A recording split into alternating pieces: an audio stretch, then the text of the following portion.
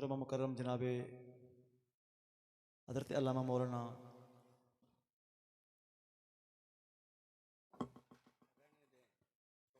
सफदर रज़ा कादरी साहिब मुल्तमिस हूँ कि आप माइक पर तशरीफ़ लाएं और अपने खूबसूरत खिताब से हमारे दिलों को मुस्तफ़िज़ फरमाएं। नारे तकबीर, एक बारी नारे तकबीर, एक बारी और ते बुलंद आवाज़ में नारे तकबीर, नारे रिसालत, नारे रिसालत, नारे हैदरी।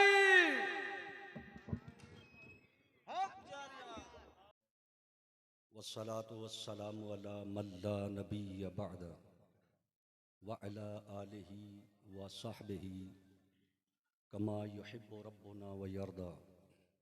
अम्मा बाद, बिस्मिल्लाहिर रहमानिर रहीम। क़ाल अल्लाहु सुब्हानहु व तआला हल अता अलल इंसानि हीनुन मिनद दहरि लम यकुन शय्यन मज़कूरा। सदक़ल्लाहु मौलानल अज़ीम व सदक़ रसूलुहुन नबियुल करीम। इन्नल्लाह व मलाइकतहु युसल्लूना अलन नबी या अय्युहल्लज़ीना आमनू सल्लु अलैहि व सल्लिमू तस्लीमा। अल्लाहुम्मा सल्लि अला सय्यदिना व मौलाना मुहम्मदिन व अला आलि सय्यदिना व मौलाना मुहम्मदिन बिअददि कुल्लि ज़र्रतिन मिअता अल्फ़ अल्फ़ मर्रा। अस्सलातु वस्सलामु अलैका या रसूलल्लाह, अस्सलातु वस्सलामु अलैका या हबीबल्लाह व अला आलिका व अजदादिका व आबाइका व इतरतिका व ज़ुर्रियतिका व अहली बैतिका व अस्हाबिका या रहमत लिल आलमीन।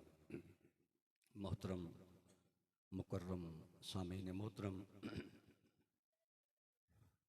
वक्त में इतनी वुसअत नहीं है कि आपके सामने किसी उन्वान के तहत बिल इस्तियाब गुफ्तगू की जा सके, इसलिए मैंने इख्तसार के साथ खुतबा आपके सामने पेश किया और कुरान मजीद फुरकान हमीद से ऐसी आया शरीफा को तिलावत किया कि जिसमें इंसान की हकीकत को बयान किया गया है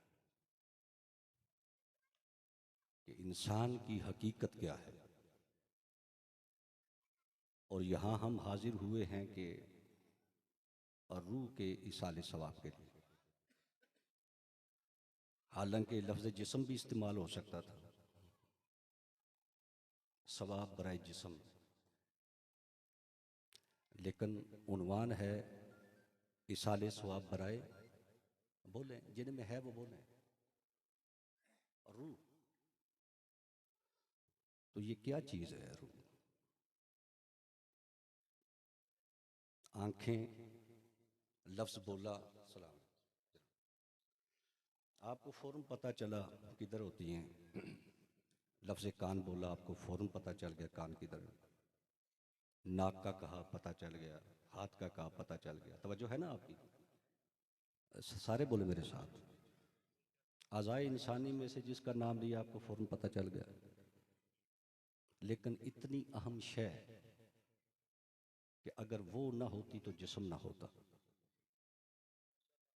उसका कोई पता नहीं, महल क्या है, मकाम क्या है, किधर से आई है, किधर जाती है।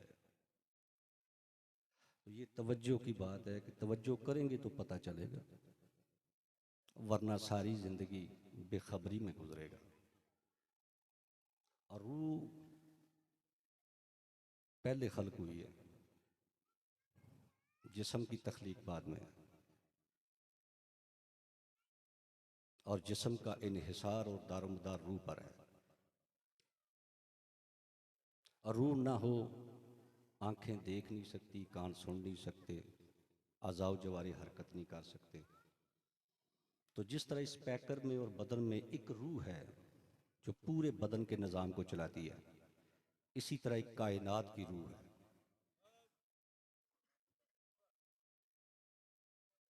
रूह ना हो, बदन किसी काम का नहीं। इसी तरह इस कायनात की रूह है। कायनात में ज़मीं है, आसमां है, शजर हैं, हजर हैं, दरिया हैं, पहाड़ हैं, पूरी कायनात में। उस रूह का नाम रूह मोहम्मद मुस्तफ़ा है। वो न हो कुछ भी ना। तो इसी तरह बदन में भी एक रूह है, कहाँ होती है नजर नहीं आती। अंदर के अज़ा नजर आते हैं, बाहर के अज़ा नजर आते हैं, ये नजर नहीं आती। क्यों नहीं आती? इसलिए कि रूह का लफ्ज अर्री से मुश्तक है। और सैयदना इमाम जाफर सादिक अलैहिस्सलाम से पूछा गया, सुभान अल्लाह कहें, ये नाम बड़ा कम लिया जाता है। इमाम जाफर सादिक से पूछा गया कि रूह नज़र क्यों नहीं आती? आपने फरमाया इसलिए कि रूह का लफ्ज़ ही मुश्तक है अर्री से, और री का माना होता है हवा। री का माना क्या है? हवा। तो हवा होती है, नज़र नहीं आती, इसलिए रूह नज़र नहीं आती। और रूह आलम मलकूत की चीज़ है, जिस्म आलम नासूत की चीज़ है। जबरूत हो, लाहूत हो, मलकूत हो, तीनों जहां का ताल्लुक ज़मीन से नहीं है। मलकूत का ताल्लुक भी आसमान से है, लाहूत का ताल्लुक भी आसमान से है, जबरूत का ताल्लुक भी आसमान से है। सिर्फ एक आलम है नासूत, जिसमें हम रह रहे हैं, ये नासूत है। और रूह मलकूती है और जिस्म नासूती है। वो आलम अमर की चीज़ है, जिस्म आलम खलक की चीज़ है। वो हर वक्त तस्बीह और तहलील के जहां में रहती थी, यहां आए तो कसाफत ही कसाफत है, गलाजत ही गलाजत है, आलूदा हो गई। तो इतने लतीफ जान को छोड़ना बड़ा मुश्किल होता है। रूह का जहां आलम मलकूत है, मलकूत में क्या होता है? गुनाह होते हैं? नहीं, हर वक्त तस्बीह होती है, तहलील होती है, जिक्र परवरदिगार होता है। तो जिसने 24 घंटे उसके जिक्र में गुजारे हों, वो तो जब आई तो कहती होगी मैं तो फंस गई। और ये लफ्ज़ भी वैसे भी मैं खिताबत की रो में बह के नहीं कह रहा। रूह को जब कहा ना उदखुलू, उदखुल फी जिस्म आदम, जा जिस्म आदम में दाखिल हो जा, गई लेकिन जाके फिर वापस आई। परवरदिगार ने कहा वापस क्यों आई? कहा लतीफ़ हूँ, नूर हूँ, रोशनी हूँ, जिसमें खाकी में अंधेरा ही अंधेरा है, इसमें मेरा काम क्या? परवरदिगार ने फरमाया इस अंधेरे का भी इलाज मैंने रखा है, इस तारीकी का भी इलाज मैंने रखा है। परवरदिगार वो क्या? फरमाया अरसा दराज है, जिसकी खातिर सारी कायनात को पैदा करना था, उसका नूर पाया अर्श के साथ है। उस नूर को जिस्म आदम में दाखिल कर दो, अंधेरा नहीं रहेगा। तो पता नहीं ये कैसे आई इस अंधेरे जिस्म में। ये भी उन्हीं का सदका था। एक चीज़ आलम रूहानियत की, आलम लताफत की तस्बीह और तहलील से काम, इतने खाकी जिस्म में ताल्लुक जिसका नासूद से है, इतनी मुतजाद चीज़ें तो आपस में जुड़ती नहीं है, जिनकी सिफात ही अलग हों, जान ही अलग हों, जुड़ी कैसे? आप पानी और आग को एक कर सकते हैं? मुतजाद चीज़ें हैं। रात और दिन को एक कर सकते हैं? मुतजाद हैं। लेकिन अल्लाह चाहे तो इकट्ठा कर सकता है। अल्लाह कुल्ले शैन कदीर है, वो चाहे तो इकट्ठा कर सकता है, लेकिन इकट्ठा करने के लिए दरमियान में उसने नफ्स को रखा, जिसका ताल्लुक जिस्म से भी हो, रूह से भी हो। बस अगर इसका मिलान, इसकी रगबत, इसका रुझान अगर रूह की तरफ हो जाए तो वही नफ्स नफ्स मुतमइन्ना हो जाता है। और अगर यही नफ्स रूह की तरफ से रुख फेर कर जिस्म की तरफ चला जाए तो वही नफ्स अम्मारा है। और अम्मारा तुझे कभी भी नेकी का हुक्म नहीं दे सकता।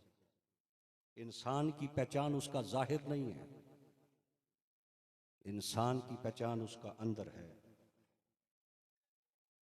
और मैं यहाँ ये बात करके जाऊँगा, अगर हमारा नाम सुन्नत और जमात पर रखा गया है तो मैं ये बताऊँगा कि हम सुन्नत किसकी चलते हैं, किसकी सुन्नत पे चलते हैं, और हमारी जमात किसकी जमात है। हर चीज़ जो मुजाफ होती है उसका मुजाफ इलैह भी होता है। ये इजाफत तो है, खुद सुन्नत है, जमात है, तो इसकी इजाफत तो किसी तरफ होगी कि नहीं होगी। आपकी सुन्नत पे चलें या हमारी सुन्नत पे आप चलें, इसका मुजाफिला कौन है? सुन्नत का। सुन्नत का मुजाफिला जिस जात की तरफ इसकी इजाफत है वो जनाब मुस्तफ़ा सल्लल्लाहु अलैहि वसल्लम की जाते अक़दस है। और सुन्नत का मतलब सवेरे की सुनते नहीं है, ना ही ज़ोहर की सुन्नतें हैं। सुन्नत से मुराद तरीका है। जिस तरीके को हमने अपनाया वो जनाब मुस्तफ़ा सल्लल्लाहु अलैहि वसल्लम का तरीका। लफ्ज़ जमात की ज़रूरत क्यों पड़ी, इस टॉपिक पे मैं बोलना नहीं चाहता था। आपको लफ्ज़ जमात की ज़रूरत क्यों पड़ी और कब पड़ी? जमात की ज़रूरत उसी वक्त पड़ती है जब बहुत सारी जमातें पैदा हो जाएं, वरना तो लफ्ज़ की ज़रूरत ही नहीं थी। जब हर वक्त बोतात हो, कसरत हो जमातों की, और उनके मुख्तलिफ लीडर हों, उनके मुख्तलिफ कायद हों, तो फिर लफ्ज़ जमात की हमें भी ज़रूरत पड़ेगी। और याद रखें, बांगे दोहल कहता हूं, सुन्नत है मुस्तफ़ा की, जमात है अली की।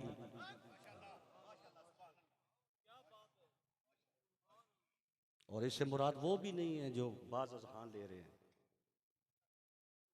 इद्दा करने वाले तो कई हैं, वो मैं बाद में बताऊंगा कि अली के अमीन कौन है। सलासिल का बताऊंगा कि जो सलासिल तरीकत हैं हकीकत में यही लश्करे अली है। जिनको आ रही है वो बोले, नहीं तो बाद में सोचें आप।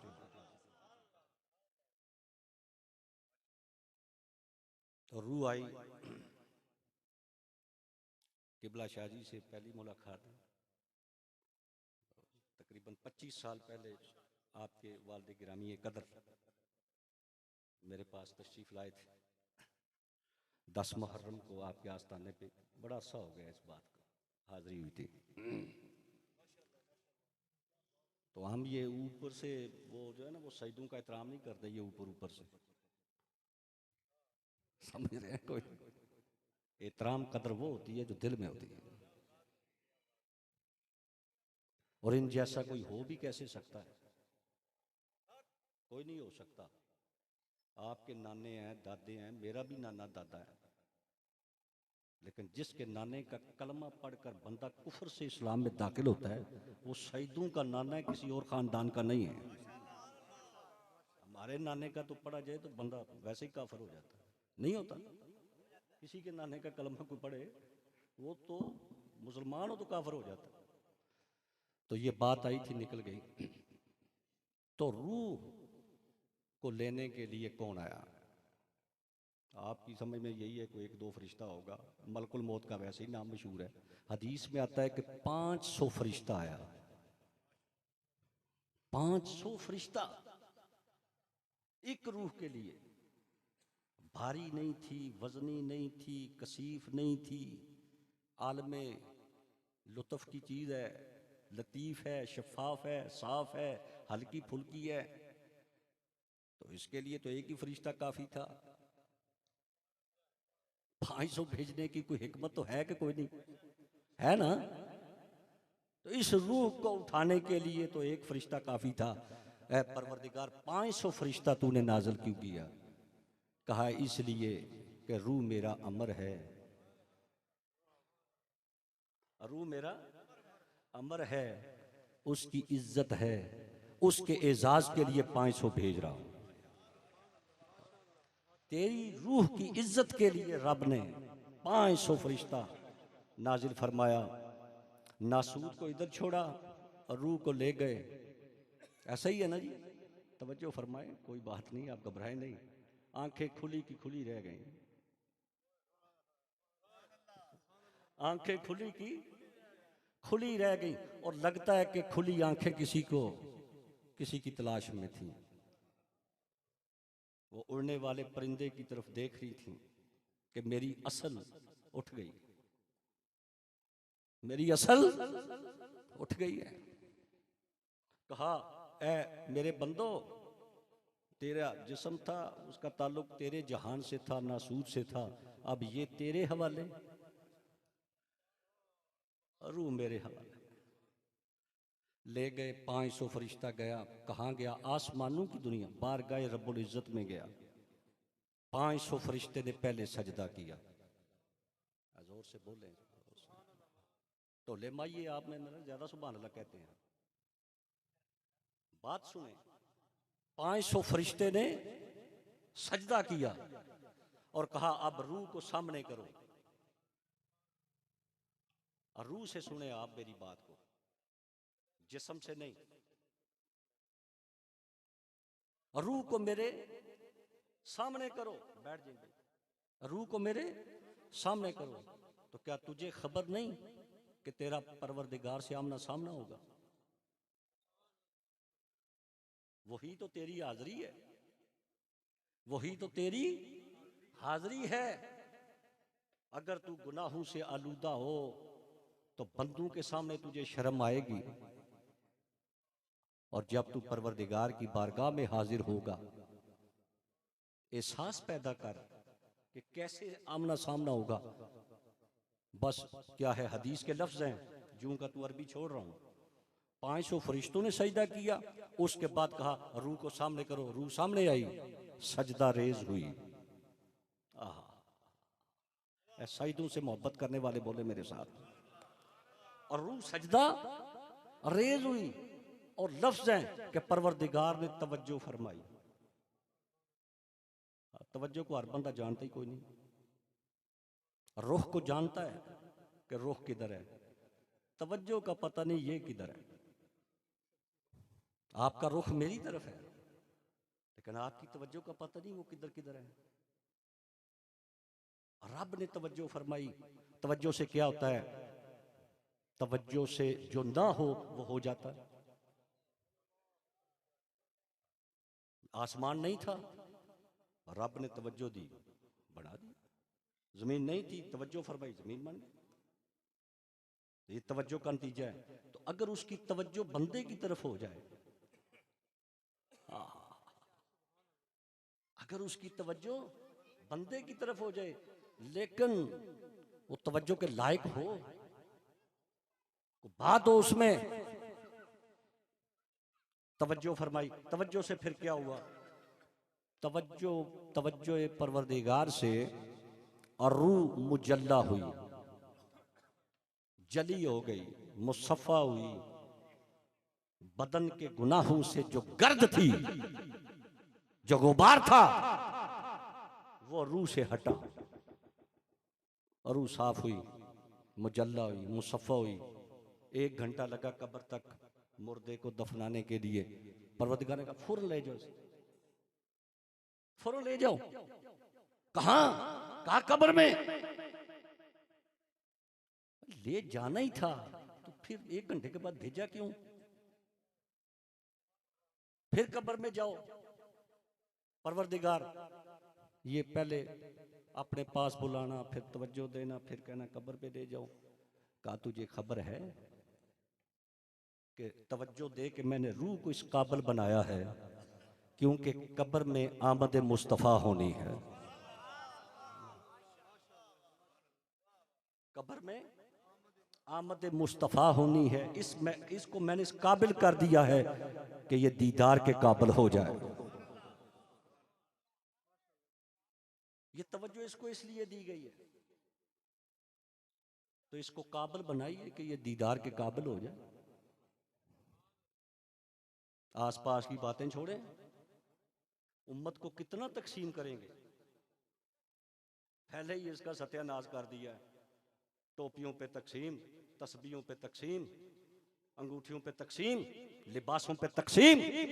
खुदारा उम्मत मोहम्मदिया पर कुछ रहम कीजिए, कुछ तहम्मुल कीजिए, बर्दाश्त कीजिए।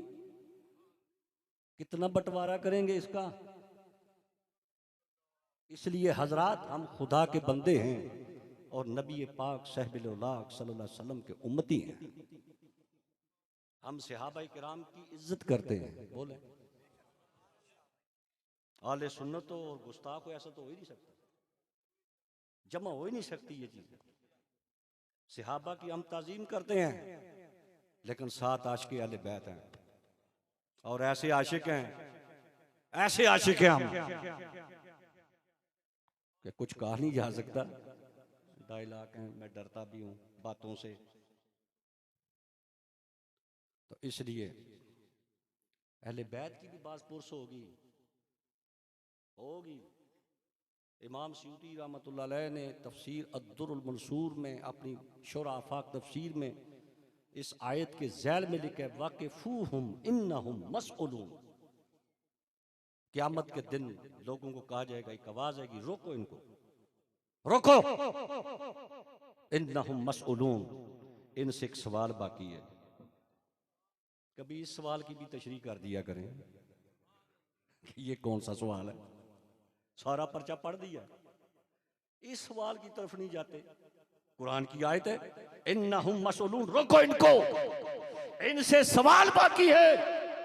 इमाम स्यूती फरमाते हैं, अन मवद्दत आले मोहम्मद,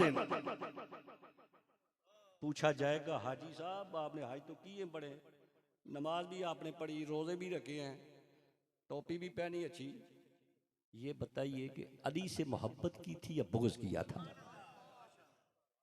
ये बताइए हसन और हुसैन से कदूरत की थी या मोहब्बत की थी?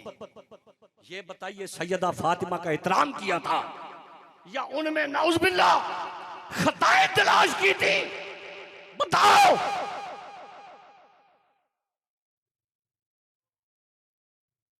आखिरी बात, काम की बात, मजमून लंबा था, छोड़ दिया मैंने। कब्र पे हम गए, फातिहा पढ़ी। हमारा तरीका है कि हम फातिहा पढ़ते हैं, लेकिन वो अमल जो हजूर ने बताया, अगर वो वैसे कर दें तो बड़ा ज़बरदस्त है। सुनन तबरानी की हदीस पढ़ रहा हूँ आपके सामने। इमाम तबरानी फरमाते हैं कि हजूर सल्लल्लाहु अलैहि वसल्लम ने अपने असहाब से फरमाया कि जब मुर्दा दफन कर दिया जाए तो सराहने बैठ के उसको पुकारो, उसको पुकारो। गैर खुदा को पुकारना अगर शिरक होता, कम मुर्दे को पुकारो सराहने बैठ के, लेकिन दबी आवाज से, बुलंद आवाज से नहीं, या फलां, आगे नाम लो उसका। सहाबा ने पूछा, या रसूल अल्लाह, ये फिर क्या होता है? हजूर ने फरमाया कि जब बंदा पहली आवाज देता है या फलां, आगे उसकी माँ का नाम लो। जब पहली दफा उसे पुकारा जाता है, मुर्दा आंखें खोल देता है। कहा या रसूल अल्लाह, फिर फरमाया दूसरी मरतबा आवाज दो, या फलां, आगे उसकी माँ का नाम लो। नाम, माँ का नाम याद नहीं तो हजरत हव्वा का नाम ले लो। नाम लेके या रसूल अल्लाह, जब दूसरी मरतबा पुकारे फिर क्या होता है? फरमाया दूसरी मरतबा जब पुकारोगे ना उसको, तो वो उठ के बैठ जाएगा,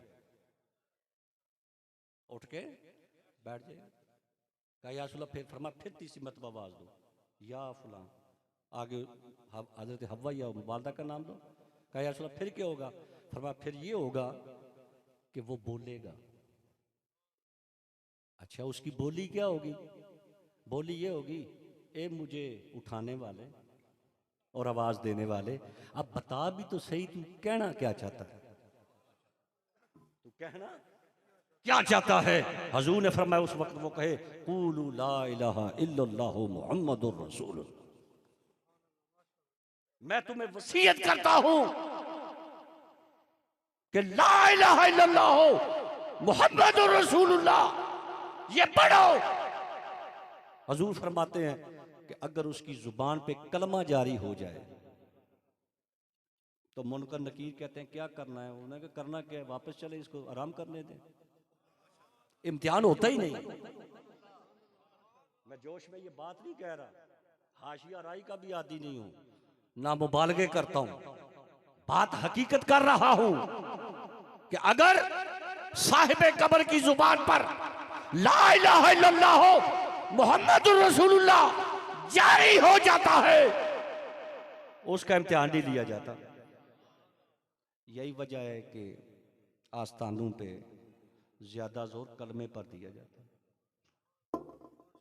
कलमे का जिक्र किया करें, नमाज के बाद कलमे का जिक्र करें, ये पक जाएगा, फिर आदत पड़ जाएगी। और मुनकर नकीर की तरफ देखता है, नकीर मुनकर की तरफ देखता है कि क्या करना है, कहता है करना क्या है, वापस चले, यानी बगैर उससे सवाल जवाब के। तो कलमा पूरा इस्लाम है, इसमें पूरा दीन इसमें है। किस में? कलमे में। ये वो महज आप 24 हरूफ ना आप समझें, कलमे में पूरा दीन है, पूरा इस्लाम, उसका डाटा सारा जितना है पूरे दीन इस्लाम का, वो सारे का सारा इस कलमे में बंद है। लेकिन कुछ वाकफियत तो पैदा करें ना, बस चलते चलते ला इला ला इला ला इला, पता है को नहीं, कभी वाकफियत हुई उससे, कभी तारुफ हुआ, कभी मुखातिब हुए, कभी हजूरी हुई, कभी कुर्ब की घड़ियां मुयसर आई, कभी उसके कुर्ब में गए। कुर्ब नहीं मिलता जब तक कुर्ब वालों की सोबत में न बैठे। सवाल ही नहीं पैदा होता कि बेकार बैठे बिठाए किताबें पढ़ के बंदे को कुर्ब नसीब हो, नहीं, उनके पास जाएं जिनके पास कुर्ब है। ये आपको जगमगाते मज़ारात, ये रोशनियां, ये नूर जिन्होंने पूरे पूरे इलाके को चमकाया है, इसकी वजह क्या है? ये थे कुर्ब वाले, ये थे कुर्ब वाले। अगर जिंदा हो तो सहबत में बंदा बैठे, तो सदियां बीत जाएं, बंदे को मंजिल हासिल नहीं होती जो एक घड़ी में मंजिल मिल जाती है। और अगर विशाल कर जाएं तो कब्र पे जाओ, वहां से कुर्ब मिलेगा, रूहानियत मिलेगी। प्यारो दोस्तों, बुजुर्गों, अगर रूह की सैराबी करना चाहते हो तो जिस्मानी ना बनो, रूहानी बनो। जिस्मानी ना बनो, रूहानी बनो। अल्लाह ताला जो बुजुर्ग दुनिया से गए, इन कलेमात के ज़रिया से उनकी बख्शिश और मग़फ़िरत फरमाए, और आप सबका आना अल्लाह आपकी बारगाह में कबूल व मंजूर फरमाए। व आखिर दावाना अनिल हम्दुलिल्लाहि रब्बिल आलमीन।